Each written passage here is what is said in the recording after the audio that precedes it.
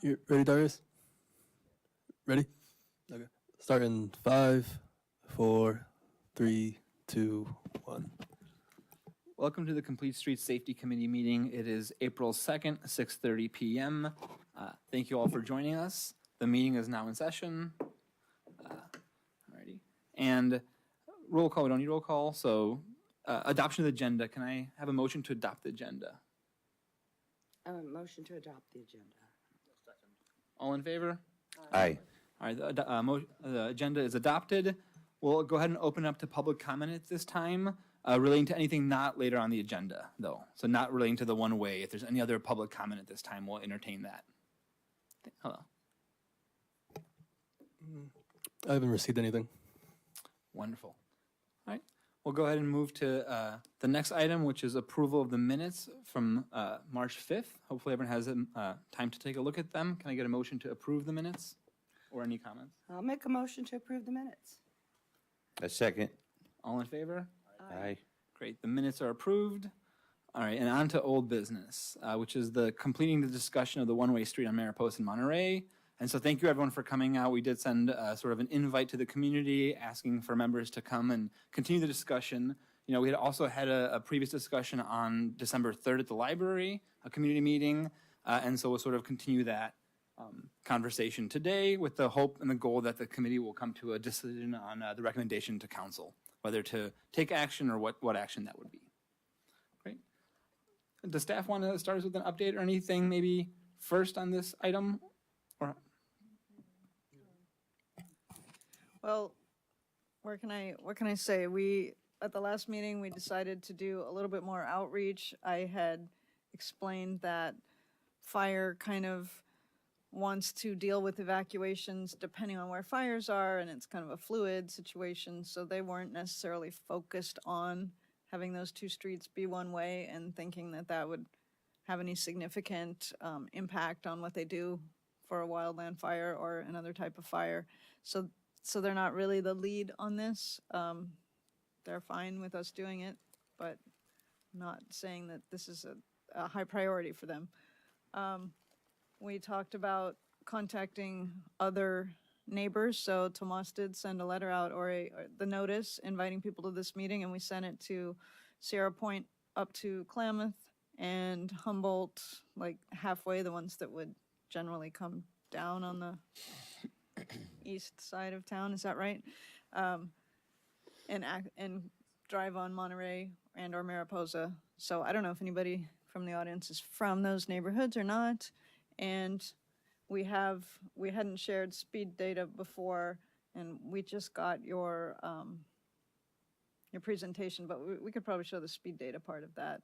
So the committee said they wanted to kind of get a little more public input or review what public input there was before deciding whether to make a recommendation. So that's where we are.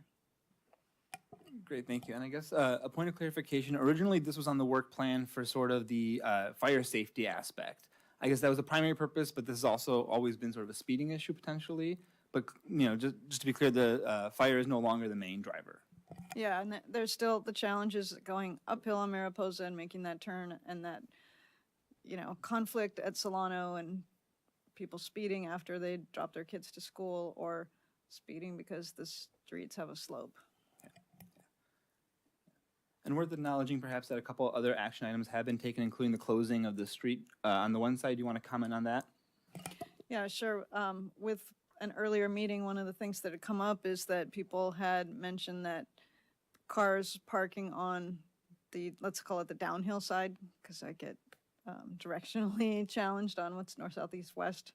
On the downhill side of Solano between Monterey and Mariposa, there is no white stripe on that side of the street, so cars it's not clear where to park, and so they're parking up on the sidewalk to get out of the street. So we put together kind of a draft of a plan that said you can either have it be a parking space and we'll put a white line, it'll be clear that you can park on the sidewalk, or it'll be a pedestrian walkway and we'll put up signs that say no parking. And we discussed that as a committee, and we took feedback from neighbors, and people prioritize parking. So those improvements have been done such that there's striping and it says no pedestrians on this side of the street, crossover. Thank you. Thank you. And then I think there's also two, I guess, investigations of speeding that had, or there was two speed, sort of not traps, but data collection events were occurring, right? One on Monterey and one on Mariposa as well over the last few months. And so we also had some of that data and had reviewed some of that. Yeah, and we can show, let's show those pages of your, what you put together. And you want to speak to it since you put them together? Yeah, for sure. And I guess I just wanted to clarify regarding the speed limits on those streets, because my understanding is that on Monterey Street, it is 15 miles per hour, and then on Mariposa Street, it is 25 miles an hour, and then 15 when children are present. So I guess, yeah, it would be this street here. And is that correct? One slide up, please. One more slide up, maybe, just to start us off here, just to set the stage here, yeah. So this was sort of the two different speed surveys that had occurred. Again, the dates on those were between October 3rd and 20th on Monterey Street. And my understanding is that one of these sort of strips was placed on the upper part of the street and another on the lower part of the street. Is that correct? In terms of how it's, the speeding is picked up? I think it was captured at one location. There's one Sort of collection on- device. Okay, Yeah. yeah. And then the other one was at Mariposa at Inyo, where again is sort of this 25 mile per hour speed limit, but there are signs for 15 per mile when there are children present. And sort of across the two studies, there's 5,000 cars, 5,400 roughly captured in the first study, and then the second study, roughly 7,000 cars were studied. And so looking at the data then, if you go ahead and go down the next slide, just some of the data set, just breaking up the data for the Mariposa study in particular, and again, these are the two sensors. And so what I wanted to highlight in this particular instance is the dotted line represents the 15 mile per hour speed limit if there were children present, and then the dashed line is the 25 mile an hour regulated speed limit currently, right? And these are the bins showing sort of per 2 mile per hour the distribution of how many cars were captured in this survey. And we'll further break it down to get a little bit more granularity on the Mariposa study especially. And I'm focusing on this study because this is where the speed is 25 miles per hour. And again, looking at the distribution, what we're seeing is that there are sort of, most people do tend to stay in that, in that range around 25 miles per hour. And I believe in the report, it was only a small fraction of these would be sort of enforceable, as that's about 5 miles an hour above the speed limit, if that's correct. And so less than 10% of these, and I think a little bit below this, we have the numbers of sort of what would flag as a infraction, perhaps, if you scroll down a tiny little bit further there. And so, this again would be very few cars would actually fall perhaps on that fraction above sort of the speeding, if that's one take of the data, if that's correct. And so sort of, again, 10% or so, maybe 15% of cars would be way above that. Most cars are sort of within the regular speed limits, in this area, is my understanding of this. And then looking at I guess, let me pause there first. Any other comments or thoughts, from either the committee or from Commander Garcia to open up there? Or I can also explain further a little bit more what we're looking at here, if that would be necessary. If you would explain In the graph, yeah. the box, these circles in the box. Maybe I can explain both a little bit, step through each plot. So on the left-hand side, especially in the heat map intensity, what we're looking at here then, so on the miles per hour range in the bottom, right? And it's been by 2 miles per hour. So on the leftmost side, you're looking at 10 miles or less per hour, so anyone traveling quite slowly there, and then sort of 2 miles per hour increments. And then we're also breaking the data up by day of the week, right? Because when there's a school present or no school present, I think those trends tend to change a little bit. So just looking at the top, for instance, across Sunday in the heat map, what I'm showing is the distribution for, the different speeds. And so for Sunday, for instance, the majority of people are actually going quite slowly. Whereas Monday, you see that peak kind of pick up a little bit faster in the sort of the heat map distribution. And again, during the middle of the week, there's sort of more cars at that 25 mile per hour. Again, I don't have the sort of, data whether there are children present or not, so it's kind of hard to understand that, but there is sort of a bimodal distribution here.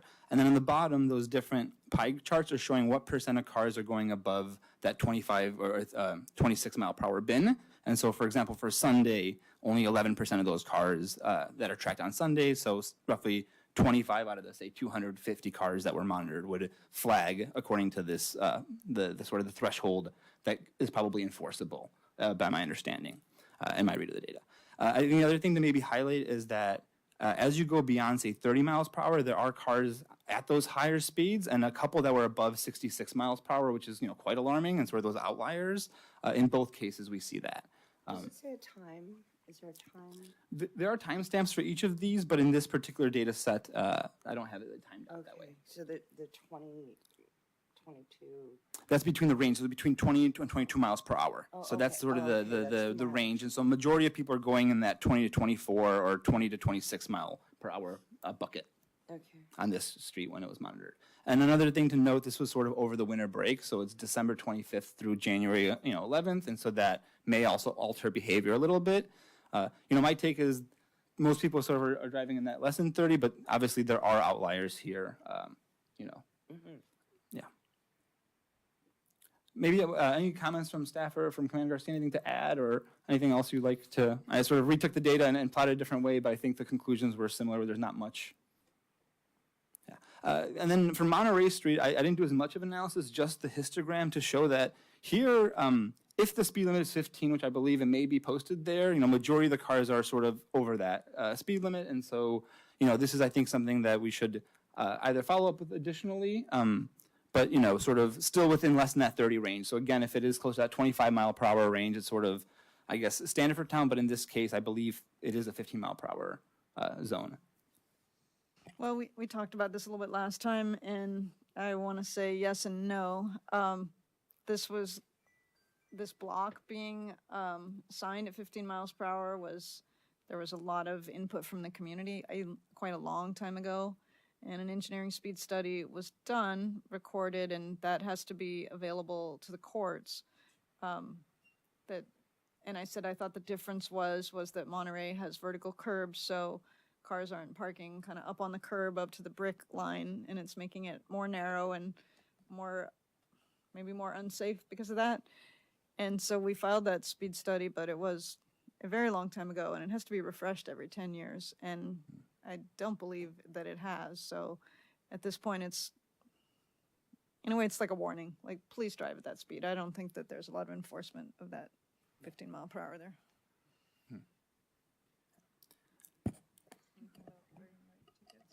Any questions from the committee or any other thoughts on this?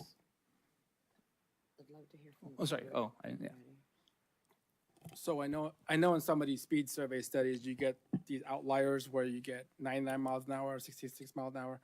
I do want to emphasize that the technology we have out there is radar. So several interferences can happen. Just for example, if a vehicle is coming down the roadway and there is no grill to protect its fan blade, it will pick up that as a speed. So if you're seeing a 99 mile an hour zone, it's not because we have a race car coming down or, at either street. It will pick up that anomaly. So we generally try to throw that out. If we start getting 10 or 15 of those, then obviously we're getting that speed. But there are anomalies because it is radar affected. It's not a LiDAR, so it's not definitive. Mm-hmm. So if you see that, it's not because someone's going 66 miles an hour. It may have just picked up an anomaly. Yeah. Thank you for the clarification there. Hi, is this on? Okay. Yeah, for the benefits of myself and the public, can you repeat again, I guess, the relationship between what's enforceable versus what's observed versus the posted speed sign? So in the 25 mile an hour zone, generally, even in your 45 mile an hour zone, we start enforcing at about 10 miles and above. Underneath that, we take in several factors because there's two ways to cite a vehicle. One is the basic speed law. And if there is a pedestrian that wants to cross and they're going 27 miles an hour and they completely disregard that resident, then we can cite that because there is an anomaly. There are factors that are out of control. If there's no one there, we have to do two things. We have to visually estimate the speed within 5 miles of the verified speed, which is the LiDAR radar. So a lot of times we have to see that consistently coming down, and then we can cite them. I will let you know on Mariposa and all these small streets, our vehicles are large. The minute we park there to start running radar, behavior changes. So what you're gonna see is when we're not there, we're gonna get speeders. When we are there, they're gonna slow down. Because when you're coming down that street, you're looking way down to the end because you're looking for someone coming up. Well, if we're at the end of the street, even with our front of our vehicles poking out, that completely changes behavior. So we do constantly try to get speeding violations, but you have to consider that when we're there, behavior changes. But we will continue to do that. Is this the end of your presentation? Why don't you open it up to the public? Yeah, I guess at this point, well, first, anyone from the committee want to make any other additional comments? Sure. So, speeding all over town, as we know, is a problem on all streets. And the signs 15 or 25 miles an hour are being ignored. And unfortunately, 10 miles an hour over the speed limit on the freeway doesn't seem reckless as much as 10 miles an hour over the speed limit in town. And the school zones, 15 miles an hour should be, throughout town, it should be 15 miles an hour.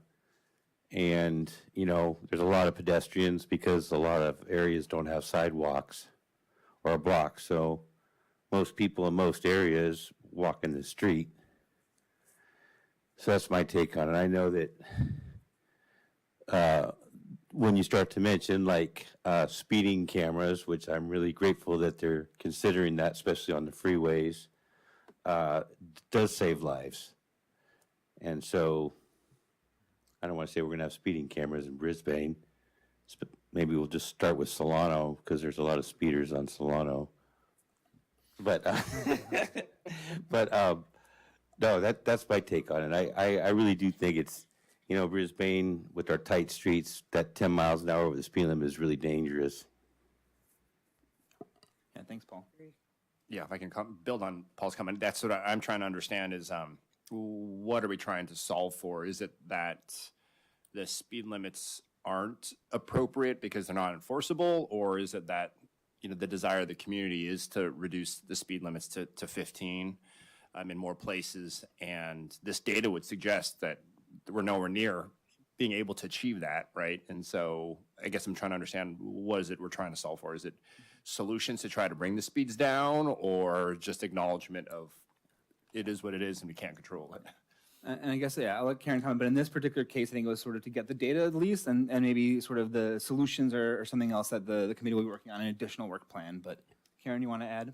Yeah, exactly. I just wanted to, we invited everyone here. We wanted to get the feedback and talk about whether the committee wants to make a recommendation to have one-way streets. One of the biggest concerns was that people might speed more if traffic's only going in one direction. So I think if the committee does not want to make a recommendation to council for one-way streets, then we should look at traffic calming measures, because the prima facie speed on a residential street is 25 miles per hour. If you're within 500 feet of a school, you can make that speed 15, and we've done that. And we do think we use silver spot because of how the signs are already placed.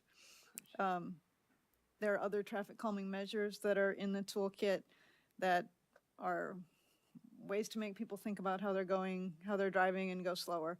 But we did get direction from council and the city manager to look at visitation and the problems there. So our idea is that you figure out how you feel based on community input about the one-way streets, and then we're going to have to come back to the traffic calming issues after we work on visitation.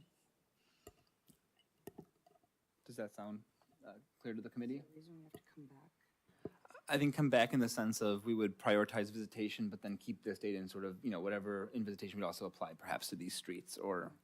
My question was, is there a reason we have to come back? And what I meant was 2 traffic calming measures after we study visitation. And I'm not really sure I'm following. Because the council wants us to focus on visitation. And so, you know what, we should have maybe had an agenda item, but you could touch on the meeting with the liaisons and what their direction was about the work plan. That's actually on the council agenda for tomorrow night. And I let Darius speak to it too, but they said this visitation is, the whole city is concerned. We want you to focus on that. They started out with, put this one-way street thing aside for now.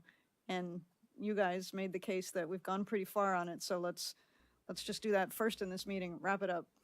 So I don't think we can pick all the traffic calming measures tonight and wrap it up, but we can decide whether to recommend one way or not. And if we are or we're not, we still need to deal with traffic calming, but the solutions would be different depending on whether there's one-way or two-way traffic. Okay, thank you. And with that, maybe we can open to the community. I'd love to sort of hear the take from the community specifically around the one-way aspect. I know we discussed that pretty extensively at the last meeting, but would love to sort of hear additional, thoughts given sort of the changes and then as well as this.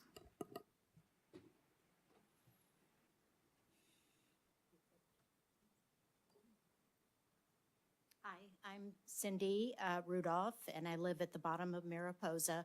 And as I said at the last meeting, I'm very opposed to a one-way Mariposa Street. I think people will just fly down that hill. I've watched the traffic patterns for 40-plus years, and it's the time to catch the speeding is when when the parents are taking the kids to school and picking them up at the end of school. So, yeah, I don't think it's going to make things better. Yeah. Thank you for the comment. Yeah. I'm Buck. I live on Monterey. I thought the last meeting we ended with, if the fire department didn't deem it necessary to make a street a one-way, then it was a non-issue. Did something change? I think that was also sort of the main conclusion from last meeting, that was the main follow-up item to sort of see whether that was a direction. I think speeding was a sort of separate issue, but yeah, I agree that was one of the main takeaways. And, I think the committee still needs to confirm that that's sort of the decision of the committee, but I'd agree that was sort of a key finding. Because today, y'all are saying that the fire department said it's not. Okay, thanks.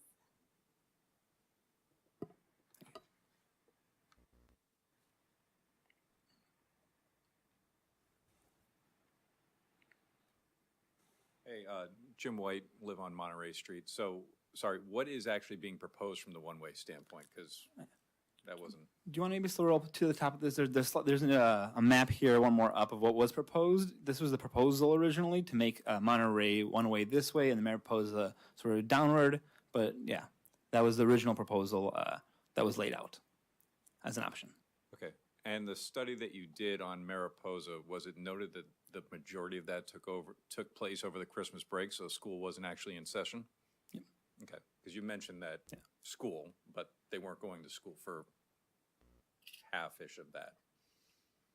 I'm also curious, has it been discussed to have stop signs on Visitation at the corners of Mariposa and Mendocino? Because right now there's not. Yeah, that has been extensively discussed.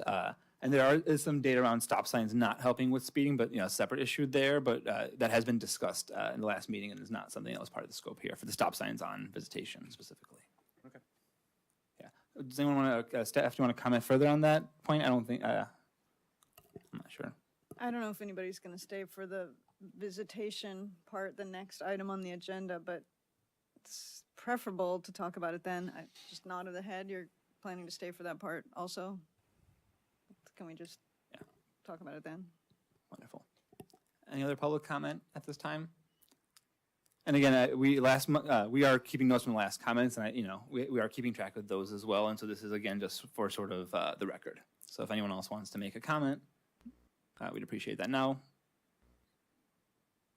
Perhaps for those that do approach the microphone, maybe if you can clarify what pain point is it that you're most concerned about? Is it speeding that you would like the committee to try to make a recommendation on, or something else in terms in light of the one-way street decision? Okay, I'm Jean Gallagher, and I'm on Solano Street, and I like it the way it is. I don't like the idea of one way personally. Can you say more, clarify, the rationale, just so we can take that into consideration? Because I think it would increase and Speed. improve, not improve, make a mess of it. Okay. I think if that were changed into one way, Okay. I think the speed would be increased. Okay, yeah. thank you. That we had in the December meeting. Raymond is new to the committee, but we did discuss a little bit of this with the public, some of these matters, exactly, that it would sort of potentially be a challenge. And I think the public at the time was very much not in favor of changes. We did get some letters of support for changes. So, sort of balancing that. Yeah, I just wanted to know also, Gabby, I see that you're in the Zoom, so if you wish to comment on this agenda item, you can raise your hand, but otherwise, just letting you know. All right. In which case, if there's no further public comment, I'd like to hear from the committee sort of, the next steps would be a recommendation to council. So I'd like to hear from the sort of the committee, Paul. Yeah, so like Buck had mentioned about what's changed with the where we're headed, and what we left off with last time was we wanted to do a little more outreach with your neighbors up the street to get their input. But with that said, one of the accomplishments I'm glad we did was eliminating walking on Solano to try to do that real awkward cross right there at Mariposa and Solano, and then having to cross again for the kids to get to school. So that nice intersection that they did with the real safe crosswalk at Monterey and Humboldt and Solano is what we determined would be a safer and not having to cross the street 2 more times. So that's how that came up. So I'm glad that we accomplished that. Originally, when I came on, and originally this discussion was based on, like we've been saying, the fire department's recommendation or concerns that engines could have a hard time making that turn off of Mariposa. And the property there at Mariposa has been hit numerous times, and there's been accidents there. And, that is a concern, but it's like the same concern as most streets in Brisbane to some degree. So my feeling was that we shouldn't change the traffic routes as they are now. And I do feel that the traffic calming measures that have been mentioned will be a good benefit, like the bulb out at Inyo and Mariposa that they've proposed, or whatever the term they're using. That's a nice little, it's like a little island that comes around to slow traffic as they're coming down Mariposa right there. So I think that's a good idea. And one thing that I believe would be helpful would be a sign on Visitation letting trucks know of a certain size not to go up Mariposa. Like you see in other areas that say restricted, street restricted to vehicles over a certain length. And then, of course, it was mentioned, I believe, by Randy that outside agencies for fire personnel would know that, a tiller truck or something can't make the turn on Mariposa and Solano if they had to, right? To go up an alternative route to get up there, Randy? I don't think that's necessarily the case, unless they've been here in town. I don't think they'll know it. I mean, the only way that would happen would be if there was a command post established and the incident commander thought to tell the tiller truck not to make that turn. Otherwise, it ends up being challenging, just in the same way it is for a delivery truck. Yeah. The challenge we end up with sometimes is that, you get a delivery to the school, and the school knows what's coming, but they have no way of scheduling the truck that it's actually going to be on, right? So then it gets assigned to a driver, and a driver makes that turn, and he gets there, and he gets to the top of Solano. It's like, well, it's a little late now. And so that's the problem we end up with. But, frankly, we've seen that happen. We've had trucks stuck in various places in town. It happens 2 or 3 times a year, and we deal with it. So it's not the end of the world. So to that point, my comment was about, I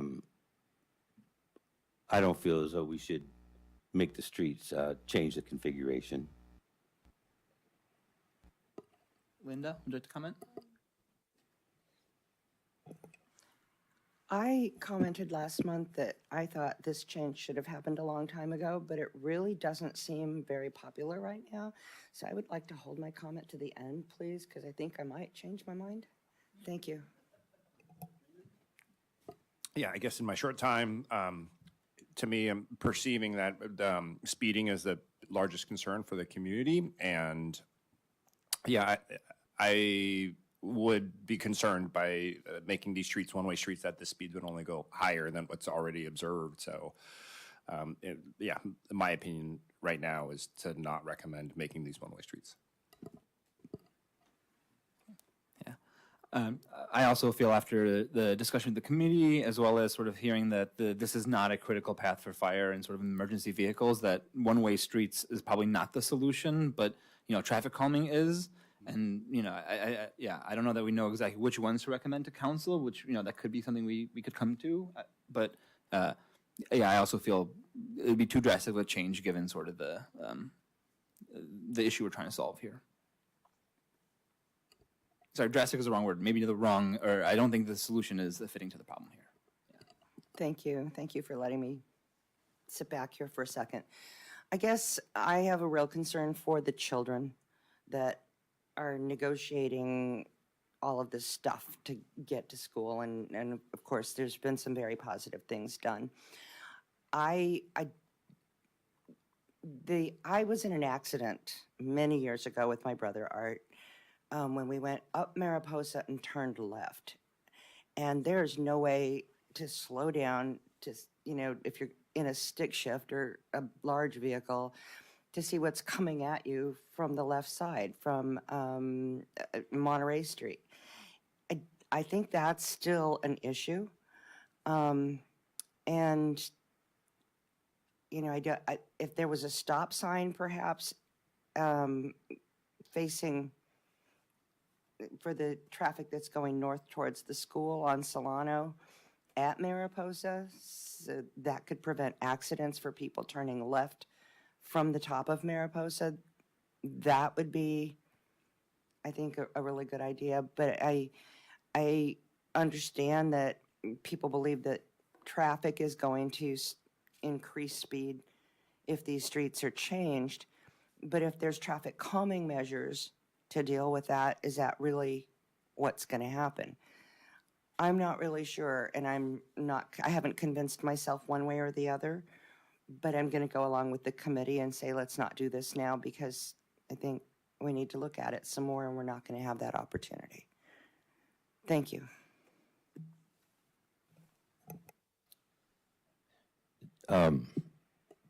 So are you saying that we need to keep looking at this before we make a decision, or that's?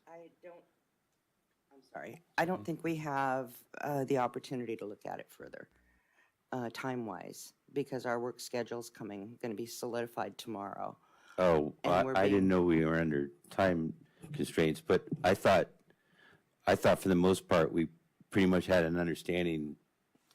Karen, didn't you mention that earlier, that they want this done, put to bed, and we need to move on to visitation? Yeah, on the recommendation about whether to recommend to council to make these two one-way streets, that, you understand that, right, Paul? It's hard to hear you, Karen.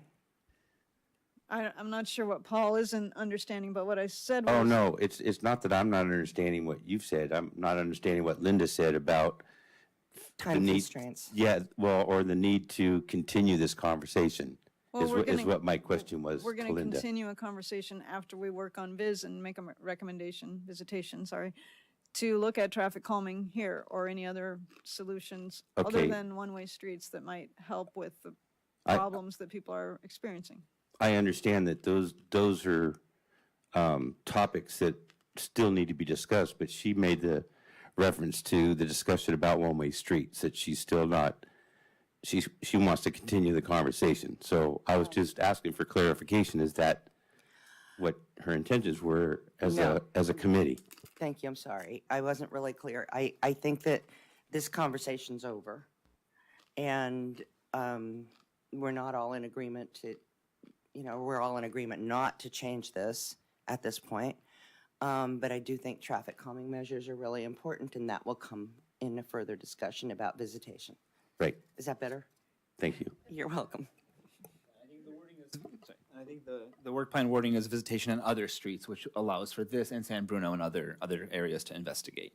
So I think with that, it seems like the committee is in consensus then to not propose one-way streets to the council, and to sort of close that chapter proposal and sort of reevaluate this for speeding and other issues in the future. Okay, Wonderful. excellent. All right. Well, thank you all from the community for also coming in and voicing your opinions and across multiple meetings as well as in emails and everything else. We really appreciate the feedback and the engagement. So moving on then to new business, which is the development outreach plan and schedule for Visitation Avenue issues. Thank you. Yeah. And I guess with that, would it be maybe appropriate to look at the work plan and how that pertains to this action item, or how do we want to? Sure. Because I think that action or the sort of the discussion here is around what the committee could do to start reaching out to stakeholders to try to understand the situation at Visitation and how we do that. But I think this may pertain as well to. Tomas wasn't expecting that Sorry, yeah. question. He's already. That way, this committee can also see sort of the verbiage on it as the proposal will be tomorrow.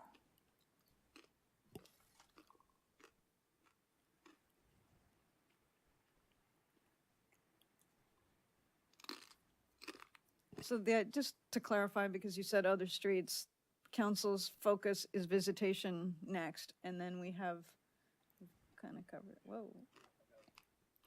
There we go. San Bruno is down under number 4, because we do have Baylands DEIR to also be reviewing in tandem, I guess, with Visitation. Huh? I'm sorry, Karen. Is your microphone on? I'm having a hard time hearing you as well. I'll get even closer. How's that? No, I just feel like it's okay.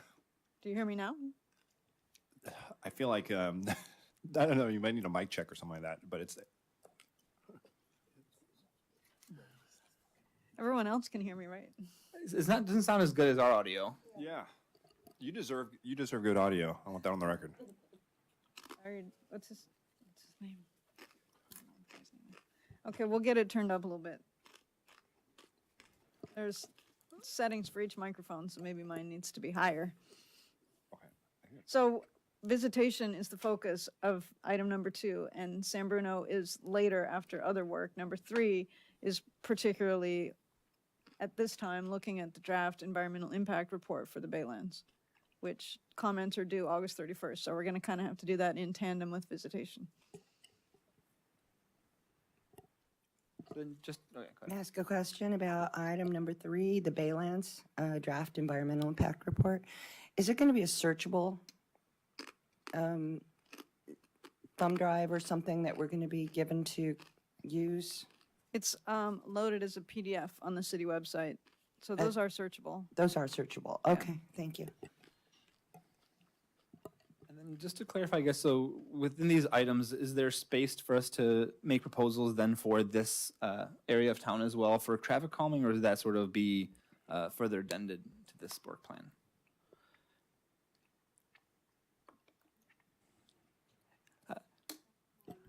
I'm sorry, Chair, I didn't, what do you mean by other parts I guess of my town? question is, the number 1 item is finalizing this, and so if we're not going to move forward with the one-way, but if we still want to suggest some traffic calming measures here, that's not really on the work plan. So I guess my question is that sort of then outside scope for this work, or would we have to sort of add it later time point?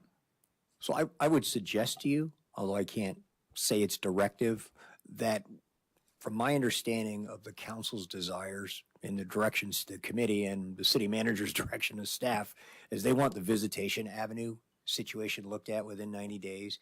And what I'm anticipating from that is that then the desire to review traffic calming and street speeds in other streets will then just naturally tear off of that. So I think it will come back to you, even though it's not listed here specifically. But as Karen noted, your next 5 months are pretty busy, trying to get all this outreach done and some sort of recommendations to the council in 3 months while you're trying to review an EIR for the largest project on the San Mateo Peninsula in 20 years is going to be pretty exciting, I think. Excuse me, Randy, while we have you on the microphone. Sure. I think I speak for the committee when I ask directly to Public Works if the chalk lines from the fatal accident on Visitation can be looked at by Public Works and removed. Apparently, they're still there. Thank you. That's part of the major investigation. We can go back to our major investigation team and see if that's still needed by the DA's office. It's still under prosecution. So if the recommendation is to keep them there as long as we could, we may have to keep them there for now because it's still under prosecution. Thank you, Commander.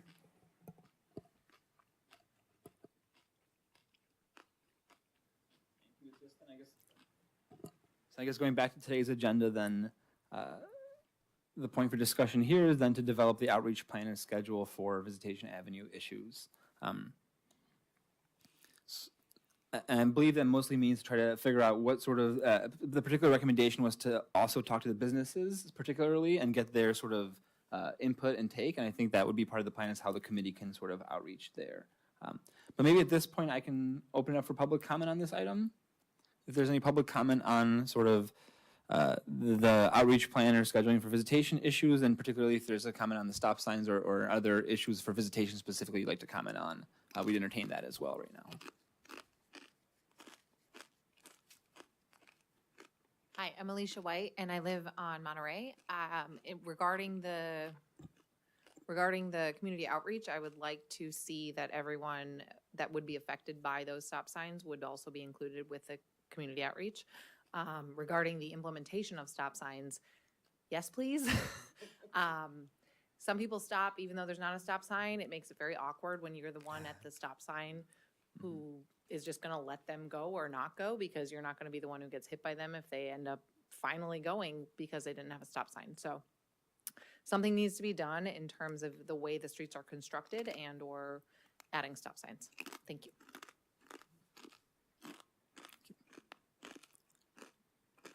Any other comment?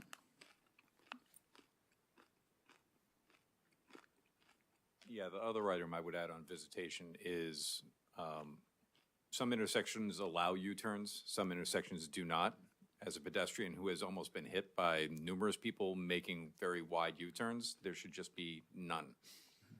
Yeah. Or as a driver who has almost been hit by many people. Yeah. So just thought that.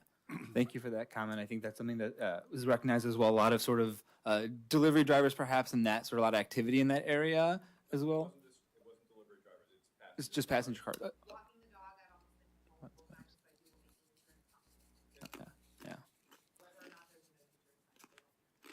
Were these mostly people that were coming for businesses on visitation? I guess that's kind of what I was asking. Like, were they people trying to U-turn a parking spot sort of deal, or doesn't it just sort of always happening? Yeah. Can you guys come back? It records it for the YouTube, so it's better that way. Sorry, Alicia White again, following up on the U-turn comments. I see it, we walk the dog multiple times. We hit most of the intersections along Visitation. I see multiple people making U-turns, whether it's to get to a parking spot. Some people, I recognize the car, I recognize the person, they live here. Other people look like they don't know where they're going. They're trying to figure out where they're going. Posting of no U-turns on Visitation, making that clear and enforcing it, I think would go a long way toward the safety on Visitation, with or without stop signs. Thank you. Thank you.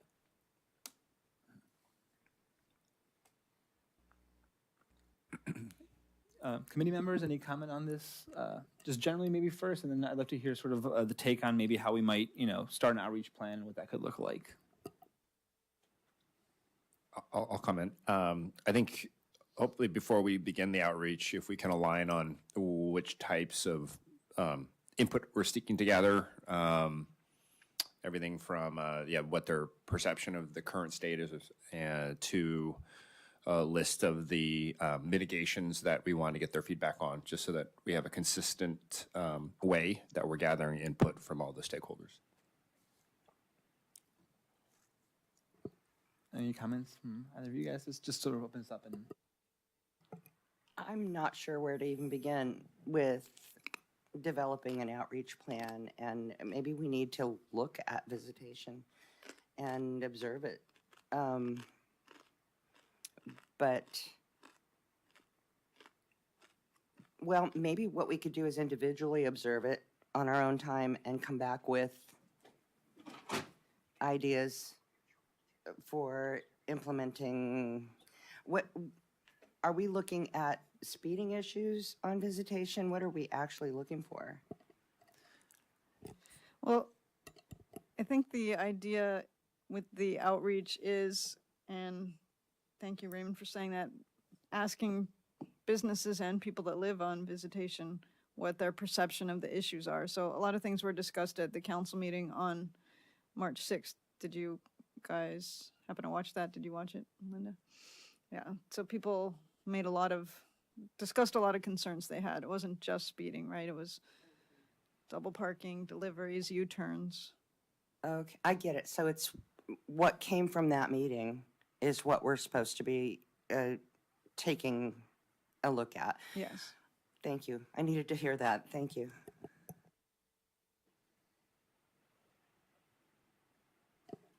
And perhaps we could, maybe to the point of getting a list of what those features are, or sort of the thoughts already that we think the concerns are, and then how we want to approach reaching out and sort of what we're querying. Yeah, for sure. I guess, Karen, any guidance on that and how we might start there, or? Well, we had a staff discussion about how to outreach to, originally, I understood we're going to go to businesses, but it's also people that live on Visitation. And if we send people a letter, you know, we don't get that much response. What I had in my mind was, and I think we talked maybe at the liaison meeting about going to each of the businesses to challenge if they're, you know, during the lunch hour, they're particularly busy, you might not get the right person, but might be a way to make contact and then find another time to talk to them. There aren't that many businesses, and I think we want to know what their concerns are and what they think solutions might be.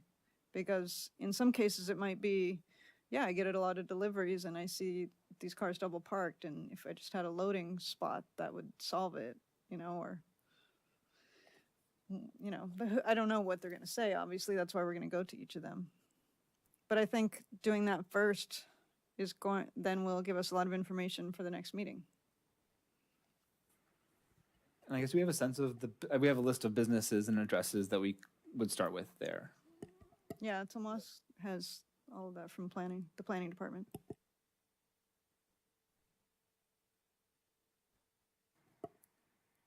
Because I get, yeah. Oh, Go ahead, Paul, yeah. okay. Thank you, Linda. So, yeah, I've noticed recently that Brisbane PD is doing a good job with the double parkers on Visitation, because that does create problems for individuals. And so I appreciate that. And the issue about the U-turns on Visitation, it's like, is it in the vehicle code that you can't make a U-turn in a business district without having signs up? Isn't that part of the vehicle code? Generally, yes. They can make Visitation's a challenging street because the downhill slope has diagonal parking. That left turn, or what's perceived as a U-turn, hasn't changed direction of the vehicle per se. They're just going into a parking spot. So it makes it difficult to cite them. And if it's challenged in court, then we don't ever find out whether it goes into submission, whether the judges release them or not. But if it's clear and defined that there are no U-turns, you can't cross over anytime. So yes, at this point, I mean, if there was a no U-turn sign, that would be definitive that no one can do that. So if I may, I was referring to at a stop sign. And I know that normally not in a business district, you can't do that in a business district, but if you could do it, you had to do like a 3-point stop where you go to that street and stop, and go to the next street and stop, and go to the next street and stop. In an intersection, you can make a U-turn. But So not in a business district, I thought. I would have to get back to you on that to make sure. Okay, I was curious. You know. I think if it helps through the chair.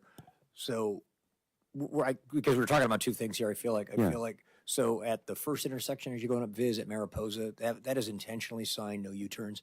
And we put that in when we put the bulb outs in, because we really narrowed the configuration and the geometry of that intersection. At the other intersections, it's legal to make a U-turn if it's safe to do so, is what the vehicle code tells you. But the other conversation we're also having is that it is illegal to cross a double yellow line unless you are going into a driveway. And that's where we end up with challenges on those downhill diagonal spaces. So I hope that clarifies anything. Sir? Okay, well, it does, and I knew there were those types and those requirements as far as the vehicle code, but I see where there's problems is where people are making the U-turns in the intersections and not the double yellow line at the crosswalks. And that's, that's exactly the type of feedback that I think the committee ought to be asking in general terms of the businesses and the residents that live on Viz, because what I always try and focus on is let's find out what the perceptions of the problems are first, and then we take all those together and try and generate a solution from that. It's like, for instance, to say that I feel unsafe when cars make U-turns in an intersection. I feel like I've almost been caused. That is a perceived problem, and we ought to hear about that. If someone says there are cars double parked and I see cars driving across the double line to get around, that is certainly a perceived. And when I say perceived, I'm not trying to downplay it and say it's not a real problem. It's you're seeing it, it's your perception, you're telling us. If you're saying I have business trucks that make deliveries and there's not a loading zone for them, they park in front of my business. Those are great things for us to hear, because then we can tie all those together and try and come up with a holistic situation, or a holistic solution rather, that works for that corridor.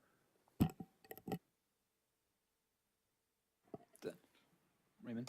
Yeah, I just want to echo that that system level view or diagnosis of the corridor, because as a resident, as I navigate visitation, oftentimes there is no parking, and there's no parking on the side streets, and if you're trying to make a turn, the streets off of visitation are only narrower, right? So I feel like there could be a broader issue of just lack of parking for that business corridor, and it's manifesting in many different ways.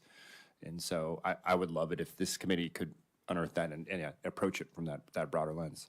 Yeah, parking, I think, is an issue, certainly during certain hours of the day.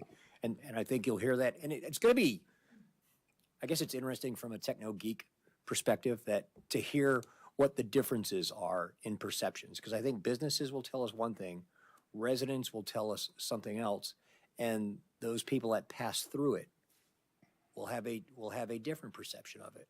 And it's important, I mean, always with corridors, we design corridors for all users, right? We don't design corridors just for one party. There are pedestrians, there are bicyclists, there are school children that are a subset of that. There are emergency response vehicles, there are delivery trucks. Those are all legal users of the street, and we've got to try and make that work for everyone. Could I make a suggestion? Please, for the yeah. committee? So I feel like you're coming along with, yes, we can reach out to those people and say that we want to understand your perceptions of issues that you see that are challenges with traffic on here, and we'd love to hear back from you. I was talking with the assistant to the city manager earlier today, Caroline Chung, who works our communications department, and she is amenable to setting up a web link so where people could go in, people that get these address letters could go in and put it in there. And I'm wondering, you know, if it's the committee's pleasure, certainly staff could put together a general letter saying, hey, we're looking for these things. And my thought is that you could say, look, if you would like to send us an email on it, send it to this address. If you'd like to take an anonymous survey, send it to this address. If you would like someone to come out and talk to you, call here and we'll make an appointment and get someone to come out to you. And if you want to attend our meeting, here's the next meeting of Complete Streets. We really want to hear from you. Yeah, I really like that idea. That's a great suggestion, Randy. Thank you. I think that sounds like we'll take that action item, ask staff to kind of draft that up then and post something like that so we can start that engagement. I agree. That clarifies. I think at that point that would be wonderful as a first action item, and obviously once we'll get approval of the work plan and have further items there, and then we can follow up on some of the initial reach out. Any other? Yeah. I was just curious, is our goal potentially in this outreach to not just solicit perceptions, but then also get feedback on potential solutions? If so, could we, what's the forum to align on the menu of things that are potentially on the table to evaluate? I certainly anticipate that respondents to the survey will come up with their ideas of solutions, but I don't think we ought to ask people for that, because I'm trying to avoid where one party with one perception sees one solution and that conflicts with other potential solutions. Okay. All right. So this one just more gathering the needs. Tell us what's wrong out there, man. Yeah, just sure. tell us what's wrong, and then let us look at it all and see if we can't make it work. Okay. I'm sorry, I wasn't calling you man. I was just saying in general casual terms. Yeah. But I guess to the point of the timing, I think, the way it's worded there currently is that the council would like a recommendation within 90 days of, I think, the onset, which would be tomorrow. And so then, I think by the next meeting, we should have that first set gathered so that we can then have an action plan, sort of, come up with some of these additional solutions beyond that. Any other thoughts from the committee? I'd love to hear some more. Yeah, Linda, please. there you are. Randy suggested help from the staff. If that could get going sooner than later, then we might have some information back by our next meeting. Absolutely, that's a target date, ma'am. I think you absolutely have to put that, that'll be in the letter. That's your target date, because then that gives you one meeting to think about it and to start thinking about solutions. And then by your third meeting, you're gonna have to be ready to get recommendations in if we're gonna make this 90-day timeline. So yeah, Right. we're pushing hard on this. Do you know why there's a 90-day time limit on this? That was the desire of the council and the city manager, so Okay. just moving that along. So if we can get all the help we possibly can from staff, that would be awesome. And we can jump on that along with everything else. Thank you. Yeah, agreed. Thank you. Anything else to add? Great. Karen, anything to add? Well, our next meeting is May 7th. The first Monday in May is May 7th. So I'm thinking we will ask for responses by April 28th. So we have time to send them to you guys before the meeting with. First Wednesday, not Monday. Before the meeting and review them. And we might also put in for the businesses, I think we want to know when they get deliveries. I don't want to be specific on a solution, but we've heard that at the council meeting. So if we're going to take a parking space just for a 5-minute drop off, we don't need that to be 24 hours. We only need that to be when the business is opened or when they are doing Uber Eats or to getting things delivered or whatever the case may be. I have a quick question. Technically speaking, Albert's no longer our IT person. Is there someone that replaced him? Because I can't seem to log into my Outlook. We have he worked with a contractor, so they're available to help us. I can send you information. Can you send it to my Gmail? Yeah. Thank you.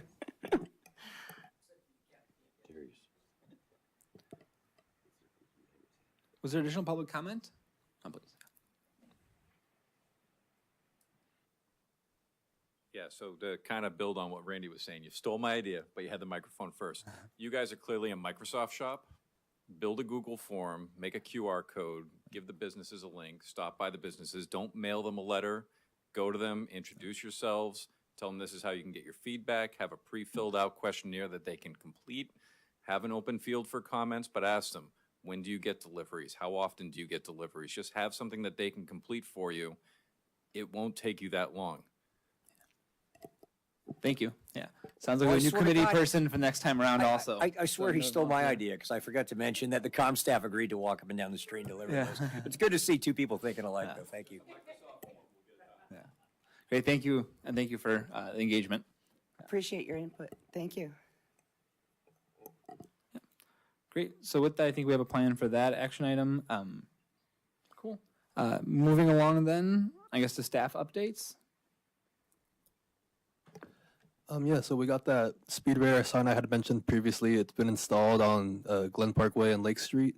It was installed last week. We also made other striping changes by Brisbane Elementary. There was a faded crosswalk, faded school crossing striping, and so we restriped that, and we also replaced the stop sign there.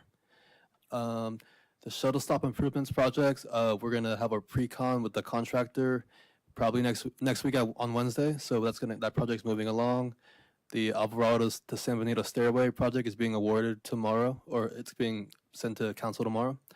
And yeah, that's all I got. Can I just add one thing in there, just because I appreciate so much the work you do, and I think you understand the travails that staff goes through. But, for instance, at the request of the traffic unit in the police department, not that long ago, we put in a little bit of a speed hump near the pool, between the pool and Silver Spot.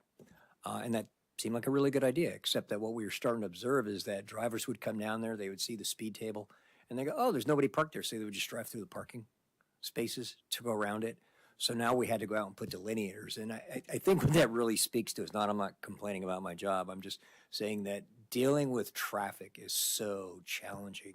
There's so many different inputs, and there's hundreds and hundreds of drivers doing different things. So we try and come up with the best solution possible, but sometimes somebody's like, yeah, I'll just drive around that. So we'll keep doing our best, right? Thank you. Thank you, Randy.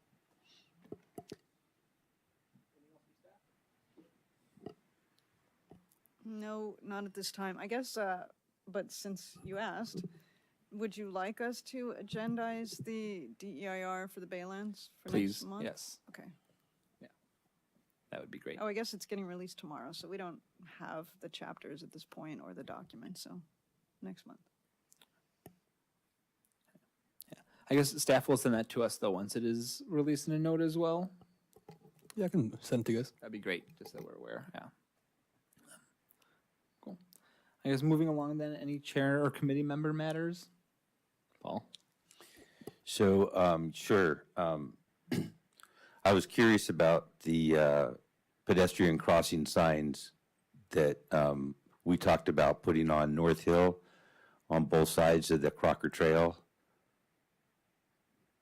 I was curious about that. And then I had a couple other ideas and concerns. So it has to do with vegetation blocking sight, line of sight views, like coming down West Hill. The flashing pedestrian sign, letting people know that there's a crosswalk there.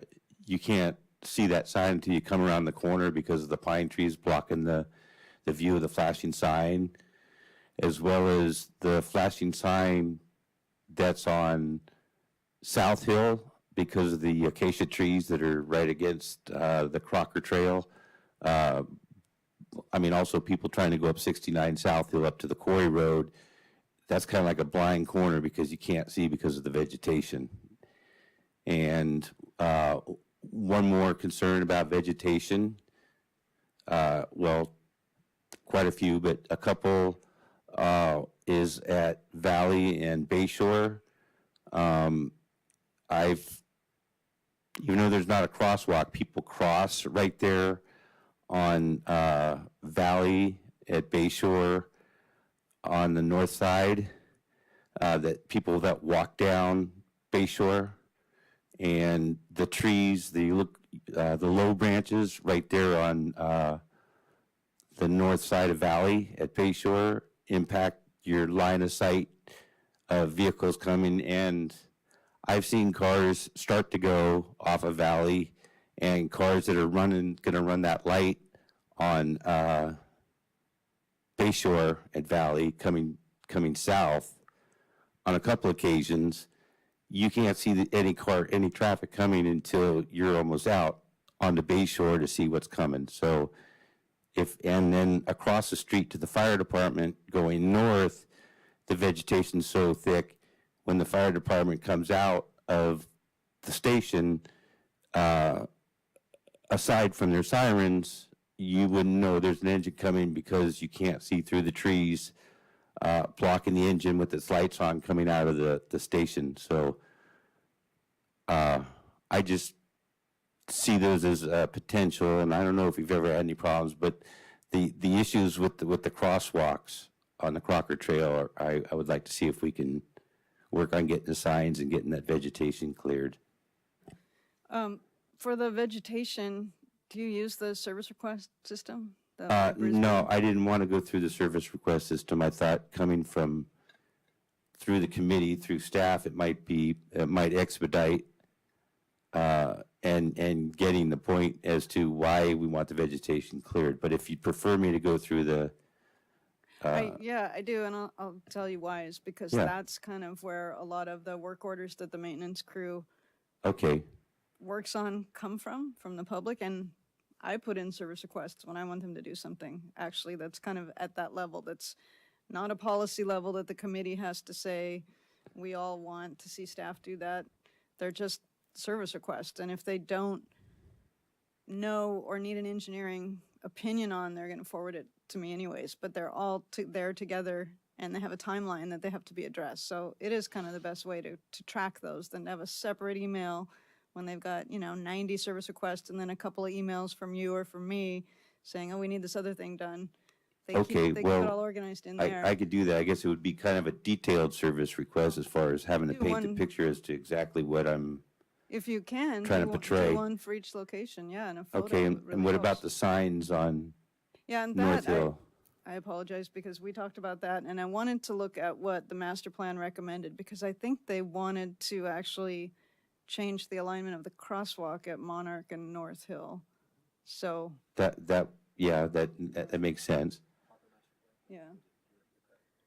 So I think we need to, and I apologize that I didn't do this since we brought it up last time, but we need to look at whether it makes sense to put those out there in the short term versus actually making the change in the master plan that I think would cost actually more money. So let me get back to you, and I will. Well, No, I haven't. yeah, and I don't know what the rule is, but there are streetlights that seem like they're the appropriate distance from the crosswalk where the signs could be mounted to. Yeah, I don't think that's the issue. It's more of if the master plan is recommending something else, we may want to do that and not just put up a couple signs. Okay. Yeah, so if can I jump in? So the first two vegetation ones, those are easy for us. So if you could send those through on my Brisbane, or if you just want to talk to Tomas afterwards and ask him to do it for you, since you're a committee member, that'd be fine. In regards to the fire station, we just spent $16,000, $20,000 trimming those trees out.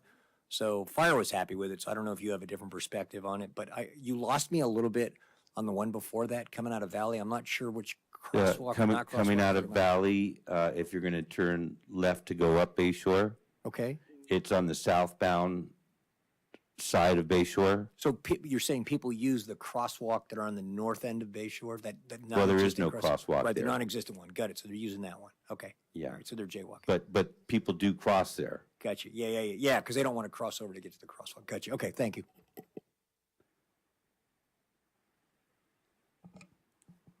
Okay, yeah, I'd like to also raise an observation. Just driving the streets of Brisbane, I just noticed on Old County Road, there's a crosswalk that's in front of the commercial district near the Round and Round Pot restaurant. Certain times of the morning, the sun will be right over the road, which completely blinds, at least my experience is that I'm not able to even see the crosswalk, and I'm just concerned, heaven forbid if there happens to be someone there that with the sun right in my eyes, I'm not going to be able to see them. So I wonder if there's just a visibility hazard that we can somehow mitigate with lit crosswalks, or maybe putting the flag thing there or something just to make it more apparent. We can certainly take a look at that. Thank you. It probably did. So I'm sorry, staff's having a little sidebar over here, but we've had some of those yield to ped crossings out there, but that's kind of a notorious area, or some notorious in the sense that the delivery trucks for the village will use it, and they just mow signs over, as trucks are often want to do. Yeah, when we tried lighted crosswalks in the past, and they didn't last very long. They failed pretty quickly, and they were like 10 years ago, $800 for each one to replace. So they just did not prove cost effective at all. But I think the thing we can do too, Karen, since we're getting ready to put out that restriping plan and the slurry seal, we can just incorporate those comments into that. I think the committee's aware that we're redoing that, and we're going to put a bike lane in, and we're going to put some parking on the side across from the community park as you get a little further into Old County, like around before you get to the skate park. Anything else, Herman? I saw Chris had her hand raised as well on the Zoom, I believe. Or I'm assuming this is Chris. Yeah, thanks for pointing that out. Here, Chris should be allowed to speak now. Yeah, thank you. I came in at the end of that visitation conversation. And one of the things that's important about observation, the surveys are useful, but observation will show you things. For example, tomorrow morning at about 11, the linen supplier will show up. They'll park in the daylight space in front of the beauty shop, Beauty Fix Beauty Shop. And then for the next hour, they will spend their time delivering linens and other things to Melissa's, to the other restaurants, to the Boba. They've got several places to hit there. And when I spoke, I went up to the guy and I said, "You do understand why this is not a parking space?" And he said, "Yeah, but it's a great double parking without really blocking without blocking the street," which I thought was an interesting way of looking at the situation. But he was there for an hour, partially in the lane and partially in the parking space that no longer exists. But you're not going to get that kind of information from a survey necessarily. So I really encourage you to take a look at what's going on. And tomorrow at 11, I think he's pretty regular about his timing. You can go and you can check it out. And I've already sent a message on this, but I hope we do not put parking on Old County Road. It's going to really make biking on that stretch very dangerous. So, and I'm going to follow up on the letter you sent back to me, Tomas. I just not have had time. Thank you. Thank you, Chris. So I'm just going to offer two comments because that generated some thought, although I was laughing a little bit as Chris was speaking, only because the commander was very vigorously writing down the notes about that vehicle parked illegally in the daylighting. And I imagine if that vehicle's there tomorrow, that perhaps they will be ticketed. But the one thing I didn't want to be remiss in pointing out to the committee is that one of the conversations we've been having with city management is there a way to help citizens deal with that 20-foot offset without spending $100,000 in painting red curbs everywhere.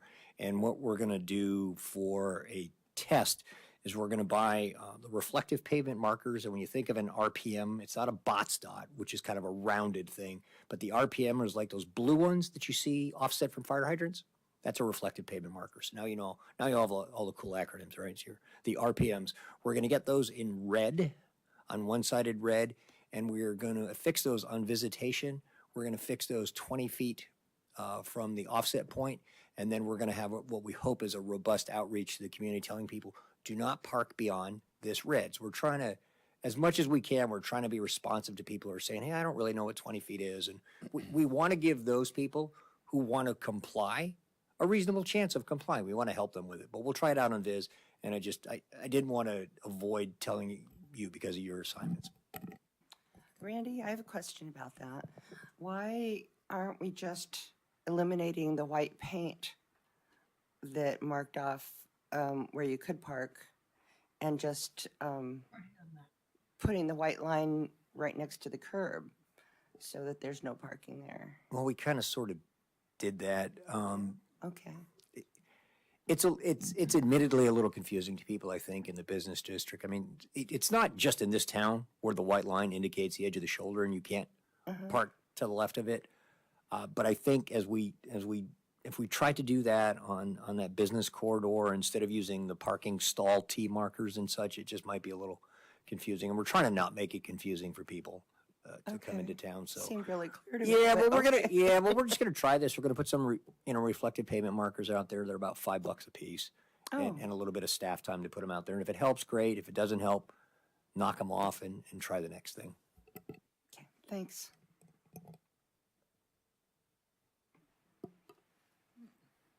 Anything else from the committee? No. Alrighty, well, with that, thank you all. With that, we'll go ahead and adjourn the meeting then, and the next meeting is set for May 7th. And so we'll see you then. Thank you. Great, thank you.